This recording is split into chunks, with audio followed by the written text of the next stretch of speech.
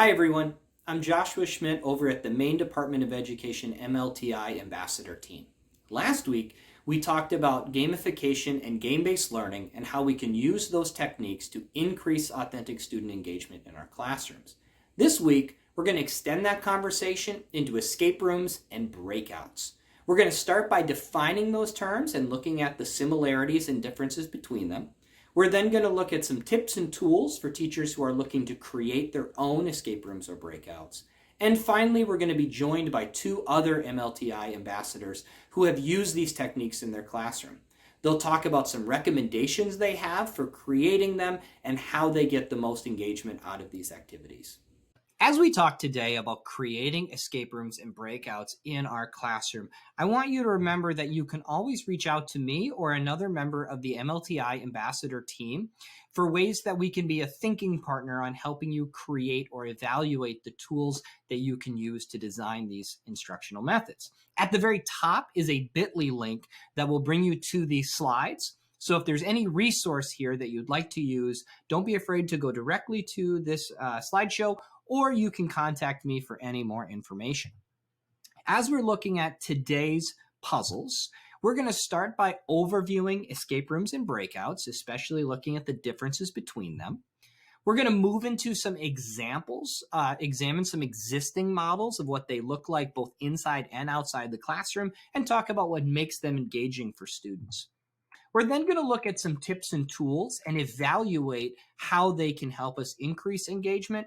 And finally, we're going to have an extended conversation with Nicole and Rob, two other MLTI ambassadors who have used these tools a lot in their classroom design.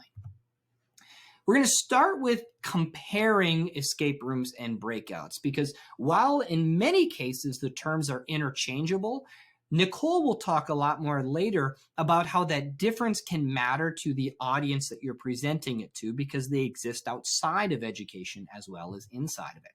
So starting with escape rooms, the idea is that you're solving a series of clues to move between or leave a physical space. They're usually in a locked room, which is why a lot of times students will have a preconception about what an escape room means simply by the name. And then it's usually designed to be solved with a group rather than individual, which is a big part of what makes it engaging. Now, a breakout, which is used far more often in an educational setting than outside of it, is just a modified version of an escape room, where instead of using the entire room or space, you're trying to get an object outside of a locked place. These were popularized by Breakout EDU, and many of the resources that I will show today have been posted on Breakout EDU's website. They have tons of resources there, some free, some that you can pay for. And the reason why they're used in education is because they require so much less space. If you imagine a locked box that sits on a teacher's desk, that doesn't take up the entire classroom the same way that an actual escape room would. So when I think about breakouts and escape rooms together, in a classroom setting, they provide 6 benefits naturally within the structure of what you're teaching. It starts with movement. You physically have to move around the classroom space, which is something that a lot of teachers try to incorporate in their content in a lot of different ways. They're usually designed to be done in some form of teamwork. So it allows you as a teacher to be really cognizant of how you can design that teamwork mindset within your classroom. It adds a narrative. Both Rob and Nicole will talk a lot later about how thematically you can create these engaging activities that have an encompassing story around them. It rewards process, which is always fantastic for growth mindset, which fits in with the gamification theme that we talked about last week. Lots of critical thinking and problem solving are mixed in with these activities because while there is content that attaches directly to what you are teaching, there's a lot of different tips and tricks and clues and strategies that involve a lot of that critical thinking that we're always trying to find more of from our students. And with that critical thinking, we also have problem solving, and that problem solving usually comes within a team dynamic, which can be incredibly beneficial. Now, when we talk about escape rooms outside of a classroom design, they usually have a large space that you are locked inside of, that you are trying to get out of. But that space is usually decorated in a very high quality way, which is the main reason why breakouts are used more often than escape rooms within a classroom design. Because while these look absolutely phenomenal, the amount of time it would take to set up your classroom this way would be very, very high. Whereas a breakout, you can still make it thematically very interesting and engaging with a lot less time invested. Breakouts, by contrast, usually have an object that has some type of lock that they're trying to take the treasure out of the object. Now, I personally have always been a big fan of using something simple like a backpack that has multiple different openings on it.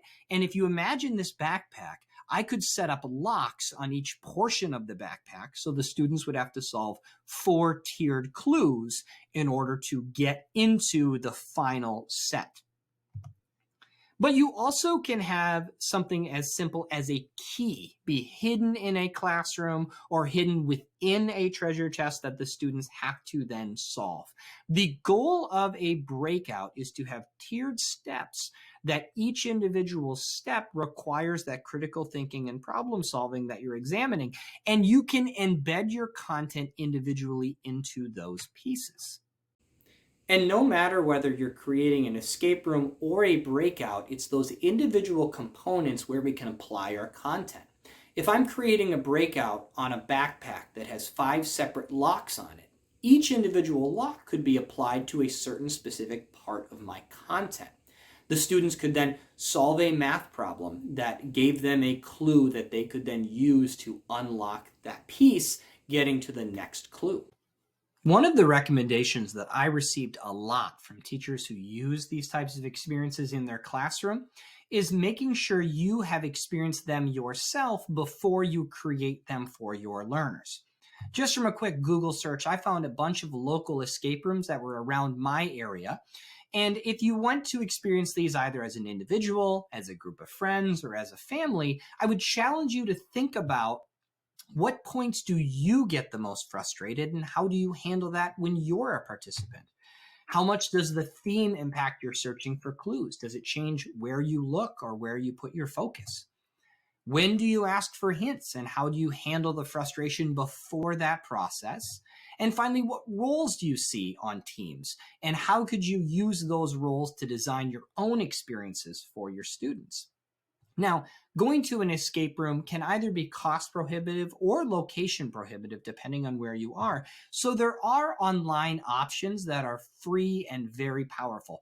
Breakout EDU, Escape 365, and this website from Imagineer Steam are some recommendations I would make on places to start to experience these breakouts either as a student or as a group of students, to see how you handle that frustration, how you look for clues, how you ask for hints, and how you think about the team dynamic for designing.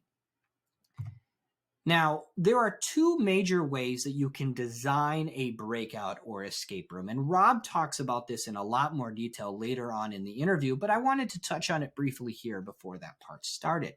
Imagine you have a lockbox that has a 5-word lock or 5-letter lock with CLUES. You could design it so that the students found the letter C, then the letter L, then U, then E, then S, and finally were able to open up that final lock. However, one of the dangers of setting it up this way is that you have to have enough puzzles available for every group to be on the same puzzle at the same time. For example, if every student got stuck at puzzle 3, you would need to have enough puzzle 3s available for them all to experience it at once. A way to get around this problem is to instead set up your puzzles so that they are independent of each other, so that the students could be working on puzzle 1 and puzzle 4 at the same time, because they would just combine their answers together to be able to unlock that hidden clue. Now, each of these puzzles is also where you can embed your content directly into this resource. You could embed your content into each individual piece. You could have it overlapping between them, and you have a ton of flexibility on how that ends up working best for your classroom. My favorite part of creating breakouts is the huge number of tools available to me that can be used as locks or hints to help guide my students throughout this process.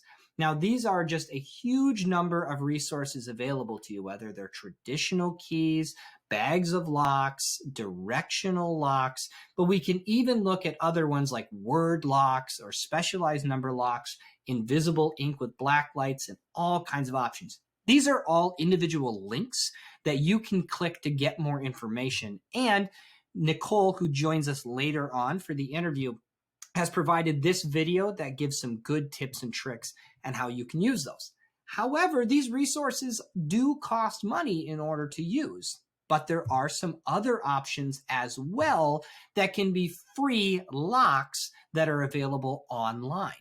Just things like making your own Wordle, fake text messages, fake social media, fake plane tickets, email responders, and all kinds of other options are available to you online that are free to use and also very reusable from one breakout to the next. These resources here are from Nicole, who will be joining us later, and she has made these available for everyone to use. They are incredibly powerful, and I have used them myself, and I'm super excited to try out some new strategies that she provides. There's also the website Escape Room Tips, which gives us some other options for creating our own hints and locks. And of course, searching social media can give tons of great options here as well. These are not rare resources that are used. Tons of teachers all over are willing to share ideas and resources with each other that you can then use to create your own. While I'm very excited to transition into our conversation with Nicole and Rob about how they use these techniques in their classroom, I want to make sure to plug once again that if you want to click any of the links or see the resources that we went over very quickly here, please use that bit.ly link or the PDF document that's linked in the description below. You also can scan that QR code to contact me or send me an email and I can get you in touch with any other MLTI ambassador. Hi, everybody. We are joined today by Rob Dominick and Nicole Karod to continue our conversation about breakouts and escape rooms and how you can use them in the classroom to get more engagement from your learners. So I want to dive right in here and let's just go with introducing yourselves and talking a little bit about your experience with escape rooms and breakouts. And we will start with Rob. All right. Hi, I'm Rob Dominick, as Josh said. I'm currently an MLTI ambassador in my second year. I started last year with this program, and then I am a middle school math teacher in Brewer at Brewer Community School, where prior to that, I also taught, anywhere from fifth grade through middle school. And then in my previous years of teaching, I also taught high school math. So I had experience primarily doing breakouts in the fifth and sixth grade self-contained classrooms, and then as well in this middle school math setting, because back when I did high school math, I don't like the breakout EDU idea wasn't even a thing at that point. So. And I'm Nicole Karod, and this is my first year as an MLTI ambassador. Prior to this, I am a teacher at Mount Ararat Middle School teaching seventh grade science. And I've had multiple age levels all the way down from second grade up to freshman and sophomore in high school. And my experience teaching and working with escape rooms includes doing them in my classroom, as well as for the last 4 or 5 summers, I've taught students escape rooms and had them create their own. So when looking at escape rooms and breakouts, how do you define the difference between those? And do you feel like that difference is really important to you? And we'll go to Nicole first on this one. So I think this really depends on the user. A lot of the times when you say escape room to a student, they think of that experience or what they've heard of outside of the classroom, where you're actually locked in a room and there's hidden doors and things like that. And obviously it would be very hard to build and construct that in your classroom. And so I've kind of instead of use the word escape room, used escape room experience. So kids know that we're not going to be locked in. It's more of the puzzles and things that go with escape room. So it really does depend on the user. Yeah, and I think that distinction that Nicole pointed out is really important as well, to let the kids know idea of what they're going to be doing. Because I remember back when I first started with them and I had younger kids, especially, their expectations either went really, really high, where they were like, oh, we're going to have this great themed room and he's going to build all these things. We're going to have all these puzzles hidden throughout the room. I was like, no, I wish, but no, I don't have that kind of time, I guess. And then others had more the anxiety effect of saying, oh, we're going to be locked in a room and we're not going to get out unless we solve this puzzle, so it's just giving them understanding what to expect, and that they're going to be having an experience like an escape room, I think, is pretty important. So kind of just tying along with that, Rob, thinking about someone who's creating one of these for the first time, do you have any big, broad recommendations for teachers who are looking to create? Yeah, in my experience, I kind of categorize the breakouts that I've done into two ways. One being either like a scattered breakout, where there's multiple puzzles going around.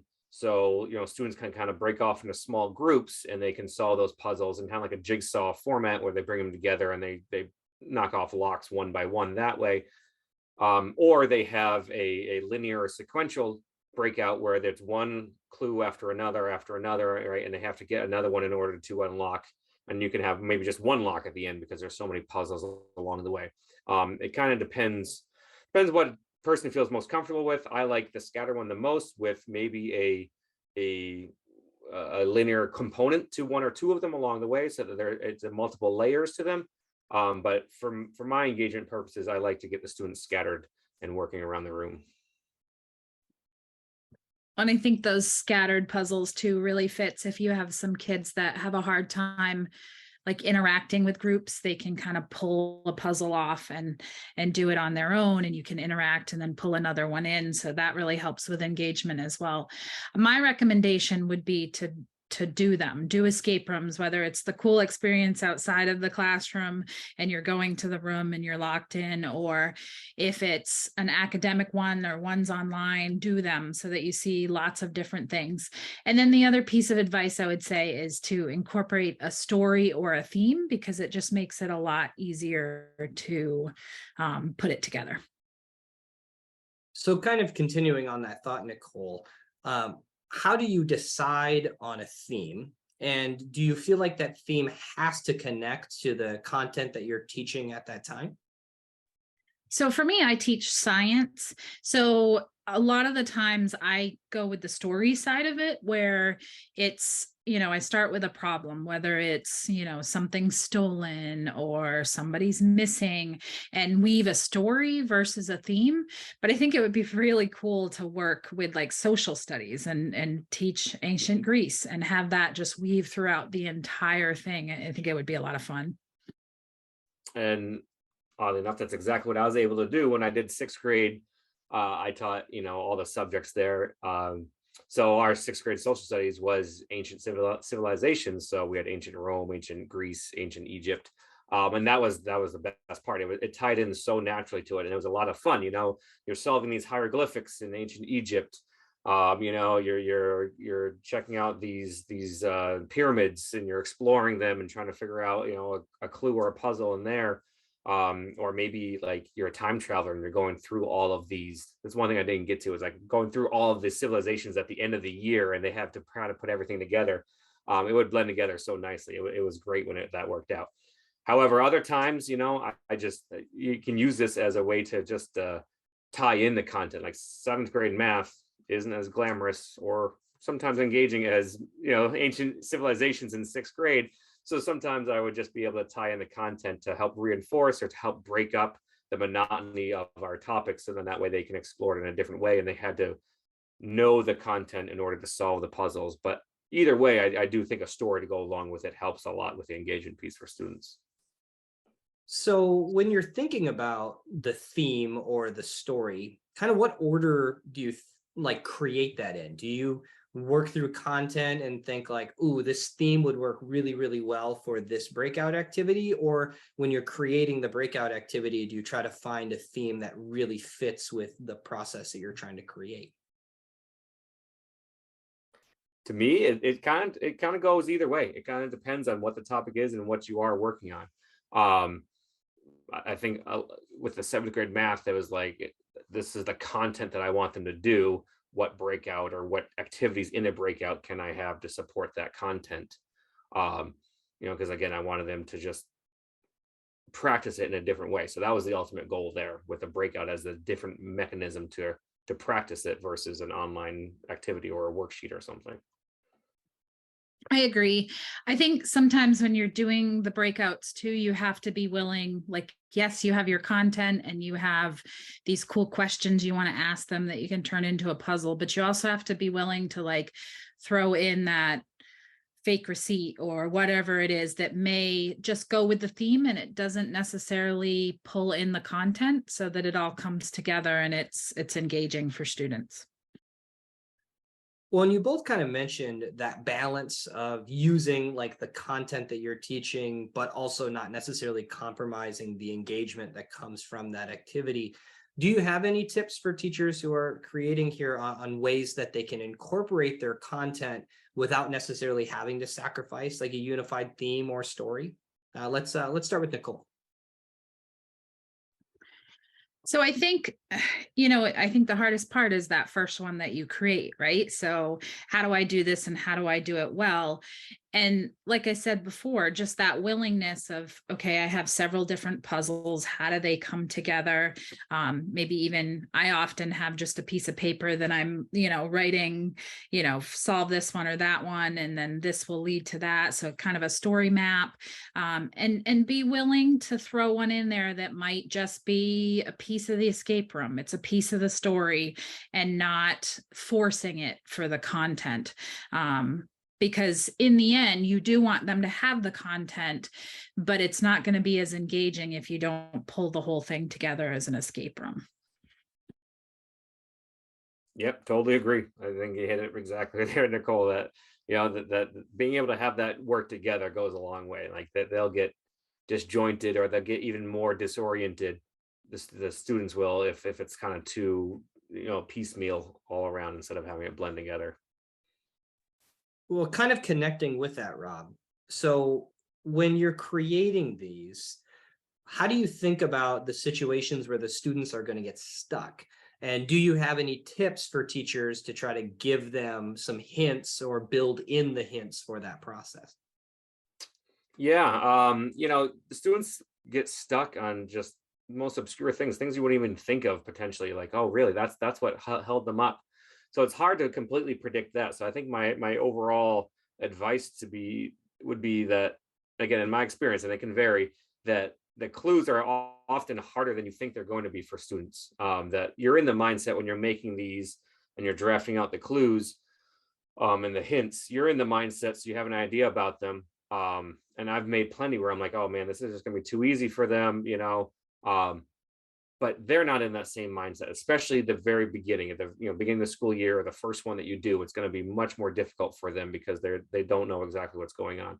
So I would say be mindful of the clues, because they might be harder than you think, and you might want to give them that low-hanging fruit to start with, because it'll get them motivated more if they have some little bit easier clues to have that experience. And I would agree to have a variety of different clues, so that, some you might figure out right off the bat, and then others it takes a little bit. Sometimes you think it's going to be really hard and they zip right through it. The other piece of advice I would say with that is do your own escape room. So after you've created it, kind of go through it and make sure it works. It may not be exactly the way that they would do it when they're there, but at least you've kind of worked out any kinks and things that might have a problem. And then the other thing, if kids need clues, I kind of work it into the competition of it. So if you need a clue, it's going to cost you a minute. And then at the end, when everybody's done, you have to wait a minute and see if there's someone else that finishes. And if they finish first before that minute is up, then they get to claim the bragging rights. That has to be a really good way too, to kind of avoid one student kind of stealing a hint from another student. I know it, Rob had talked about how having like spaced out clues. Sometimes when you're like, someone goes over to the bookshelf, the whole room sees that person go over and you kind of lose that a little bit. So by having that competition aspect, maybe a way to keep that hidden. When you're doing an escape room or doing a breakout, do you think about how you would react in that situation if you were a student in that room? And does that change how you design any hints or clues?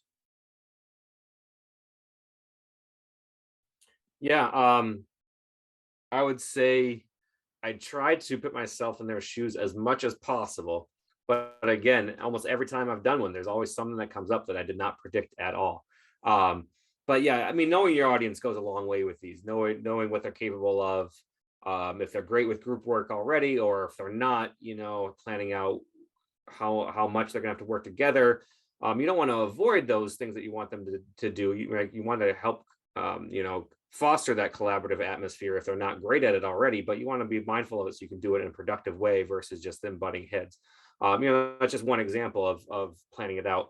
But my breakouts for fifth graders were quite different than my breakouts for seventh graders, even though they're only two grades apart. There's a big difference there in their mindset and their maturity as well, of what they can handle. So I do think that putting yourself in their shoes, whatever grade level that is, helps a lot. And like I said before, you really do need to do your own escape room before you give it to the kids. It may not, like I said, be the same exact way that they do it, but at least you've kind of worked through the sequence and made things work. And then guess what? When you do it, you're going to have a glitch, and that's okay. Have your answer key ready and just say, oh, yep, I needed to fix that. And then you know better for next time, and just be okay with it. It's going to happen the first couple of times you do it. Do you have any favorite components to include in escape rooms and breakouts? Like things that you're like, I always try to bring this in somehow. Let's start with Nicole on this one. I like to incorporate the room because the kids really do have that knowledge of those outside escape rooms. And so for me, anything that you can do to get them up and moving around, whether it's looking in a cupboard or a hint, maybe it doesn't have to do with the breakout box that you have, things that really take them around the room and incorporate the room, make it exciting. I would agree with that completely, that really makes it fun for them to get moving and everything like that, instead of just kind of sitting and solving. Additionally to that, one of the tools in that setting that I like to incorporate a lot is, the black light or the invisible pen type clues or hints or whatever it is. Because it's just fun. They once they realize the capabilities of it, then they're scanning everything and they're checking all the papers and everyone else's papers and every paper in the room hanging up. And they really go crazy with it. So it's just kind of fun to see them do that. And then along with that, if possible, a tech component is kind of fun as well for them if they have to go on the iPad, or if they have to find a USB flash drive to plug in and get on the computer to do something. It gives some of them that hacking feeling, and they feel all cool about it. And it's kind of fun to see them go through that. Well, and Rob, you had mentioned earlier about how you don't know where the kids are going to get stuck, and the thing that you didn't expect to be a problem ends up causing this big thing. For me, when the first one I had done used a lot of UV lights and hidden stuff, and as soon as the kids realized that there were hidden messages, they were scanning every single paper in the entire classroom. And you had to say to them, like, no, that's not a hint, that's literally just a book on a shelf. But they do, as soon as they start looking for a hint, they will start looking for that hint everywhere. They do, yeah. And whiteout glows like an invisible thing. So things that they find papers where there might have been whiteout on it, like they're going nuts for it too. It's hilarious. A tip with that is often you can buy the pens that connect to the light, which means then they're writing on things. So get two separate, a separate pen and a separate light. Well, and that's a really good thing to bring up, Nicole, thinking about for teachers who are doing this for the first time, some of those things that you didn't expect or prepare for. So let's look at classroom management a little bit and how that classroom management is something that you really have to be cognizant of. So let's go to Rob first on this one. When thinking about like managing a classroom in a breakout, what are some tips that you have for teachers who are going to be doing this for the first time? Yeah. Again, one of the reasons I really love the breakouts is I was able to learn a lot about my students and the class dynamics just from them going through the process, especially beginning of the year. And I can kind of, notice habits of students along the way, things that I might not have even come close to figuring out till much later. But having said that, I think being able to tell the students ahead of time about what to expect and what's going to be going on goes a long way. So it's not just anger and frustration and kids getting too mad because they didn't kind of prepare themselves for it. I've seen that happen where kids just kind of rage out a little bit about it and just kind of quit because of it. Or I find like telling the students, all right, we're going to go through this, you're going to be puzzles, you might need to collaborate with somebody, you're going to experience frustration, you're going to get all worked up, you're going to you're going to get mad at it, but you won't realize how close you really are because you're working so hard at it. Just keep going with it. That perseverance part, that team collaboration, there's so many great social skills that come out of these. And then inevitably there's always one student that's going to be like, oh, I'm just going to be the one that picks the lock and I'm going to break in and I'm going to try to peel it open or whatever it is. So I think making sure like, hey, no, we're not going to be doing any of that. Preparing them for that, preparing them for frustration ahead of time really sets you up better for any breakout that you're going to do. And I would agree 100% with that. I think that perseverance piece and giving them strategies. Well, I can take a break. I can ask someone else to look at it. All of those pieces are important. And then thinking about storage for these, something that I personally did not realize was so important is that when you're going to be doing these repeatedly, having a good plan to store them effectively so that your pieces are usable in the future. So Nicole, let's talk about some tips you have for teachers on how to store these tools so that you can use the same resources more than once. So if you're purchasing your locks, which for the first one, you don't necessarily need to do, there's Google Forms and things that you can do kind of in a breakout format. But if you are purchasing locks, you want to make sure they're resettable. And then in order to store them, the method that I use is to go back and if take all the locks and put them to one word if it's a word lock. So if I have a word lock, it might be rock, and I've changed all those to rock. And then I put them in a bag and wrote rock on the outside so that it's all the same. And then the next time preparing to get ready for it, I change them then. It takes a little bit of time, but definitely worth it to get the engagement of students. Yeah, I completely agree that taking a little bit of time to have them stored in a way that works for each person is pretty important. For me, my method that I ended up doing is just leaving the locks unlocked and having them in a bag, because most of them can be reset. Even if you don't remember the password, most of them can be reset as long as they're unlocked to begin with. And then I can go and reset them that way. I also have in that bag, just a gallon plastic bag, a pad of sticky notes that has the most recent codes on it to the lock. So then that way I just peel it off and I write it again the next time. So a little bit of extra time, but well worth it in the end. I hadn't done one for years now, being in this different role. And I did one actually for my own 9-year-old and his friends at Halloween this year. And I hadn't done it for a while, but I went back and the bag had it, and the locks were unlocked, and it took a little bit of remembering and figuring things out, but I was able to get them reset to what I wanted to.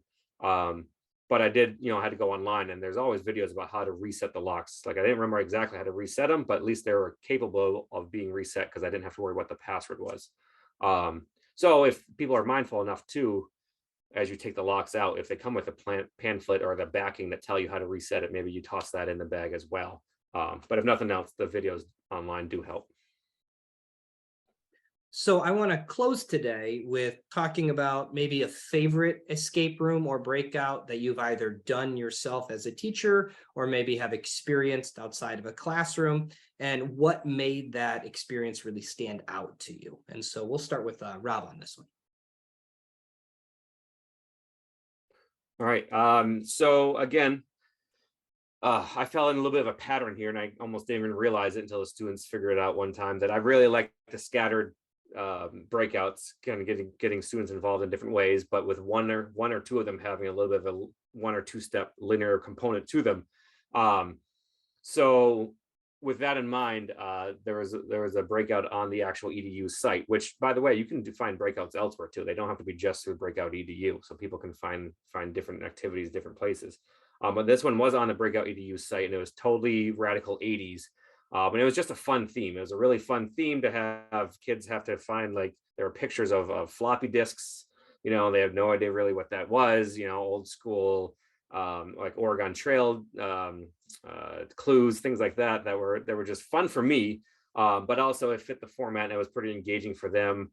And there's a little bit of that, like, mind blown type thing for them, like, whoa, what is this? And, you know, that was a fun conversation as well to go along with the actual content that they had to do. And for me, a non-academic one would be during the summer, my students create escape rooms, and they are by far way better than anything I could create because they're so creative.